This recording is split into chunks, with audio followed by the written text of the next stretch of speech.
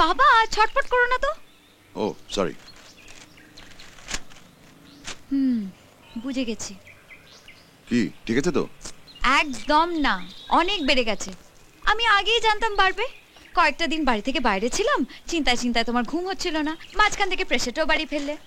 আরে সত্যি চিন্তা করবো না, তার উপর তুই ফোনও ধরছিলি না। তাই বলে প্রেশারটা বাড়ি ফেলবে?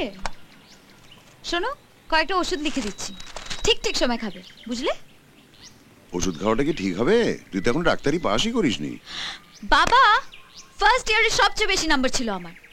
ডাক্তাররা বলেন সার্টিফিকেট পাওয়ার পর আমি দেশের 1 নম্বর ডাক্তার হব। ও, ডাক্তারি পাস করার পর যতক্ষণ না করছিস ততক্ষণ তো হাতুড়ে। বাবা আচ্ছা ঠিক আছে ঠিক আছে, খাবো খাবো খাবো। আমার ফিসটা? সে কি, ঘরের ডাক্তার আবার ফিস কি?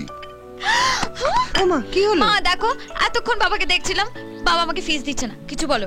উফ, রিটায়ারমেন্টে যত কাছাকাছি আসছো না তত তোমার কঞ্জুসি বেড়ে যাচ্ছে।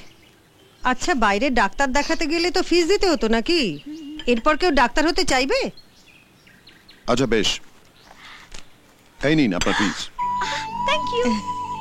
ভাবছি সামনের সপ্তাহে ইসিজিটা করিয়ে নেব। কোনো দরকার নেই, আমি খুব ভালো আছি, আপনি এখন আসতে পারেন। এ মা, এটা তো তোমার দরকারের জন্য নয়, এটা তো আমার দরকারের জন্য। দেখুন, আপনার স্বামী ভালো করে যত্ন নেবেন, ঠিক আছে? আচ্ছা ম্যাডাম। ওষুধগুলো। আচ্ছা মা। সাবধানে যাস। পাজি ডাক্তার, যখনই ওর টাকার দরকার হয় তখনই আমাকে অসুস্থ করে ফেলে।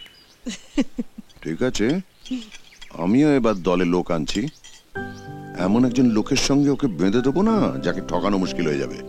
সে কি গো, তুমি মেয়েকে কার সঙ্গে বাঁধবে? মধুর জন্য এটি ছেলে দেখেছি, রিটায়ারমেন্টের আগে বিয়ে দিতে হবে তো।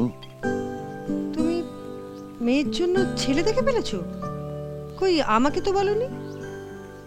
পুলিশ তো মিশনের কথা সবার সামনে ওপেন করে না।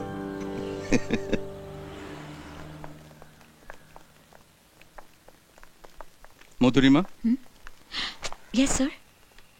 তোমার থিসিসটা পড়লাম, কেমন লাগলো স্যার? ফ্যান্টাস্টিক, দারুণ হয়েছে। Thank you sir. ক্ষমতা থাকলে আমি তোমাকে এক্ষুনি গোল্ড মেডেলটা দিয়ে দিতাম। Thank you. Keep it up, keep it up my deer.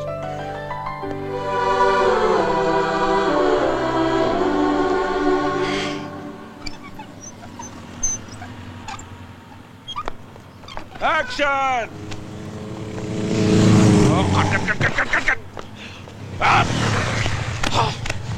এত বছর ধরে কাজ করছে, একটা শট 10 বার ধরে একটা শট নিচ্ছে। যাও দোকানে আধ ঘন্টার মধ্যে ডেলিভারি করতে হবে, 1 মিনিট দেরি হলে মাইনে থেকে 100 টাকা কাটা যাবে। রবি রেডি? Ready sir. হ্যাঁ, অ্যাকশন!